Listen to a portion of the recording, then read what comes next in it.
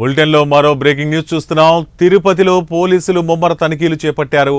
పహల్గాం ఉగ్రదాడి నేపథ్యంలో పోలీసులు అలర్ట్ అయ్యారు. తిరుపతి, తిరుమలతో పాటు శ్రీకాళహస్తిలోని పోలీసులు సోదాలు నిర్వహించారు. ఇక ఆలయాల పరిసరాలు, బస్టాండ్లు, రైల్వే స్టేషన్లలో బాంబు స్క్వాడ్లతో తనిఖీలు చేస్తున్నారు.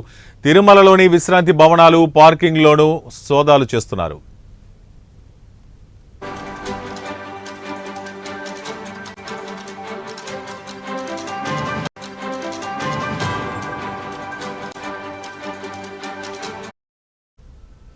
ఇక ఏపీలో ఉన్న 21 మంది పాకిస్తాన్ పౌరులు తక్షణమే వెళ్లిపోవాలని ప్రభుత్వం నోటీసులు జారీ చేసింది.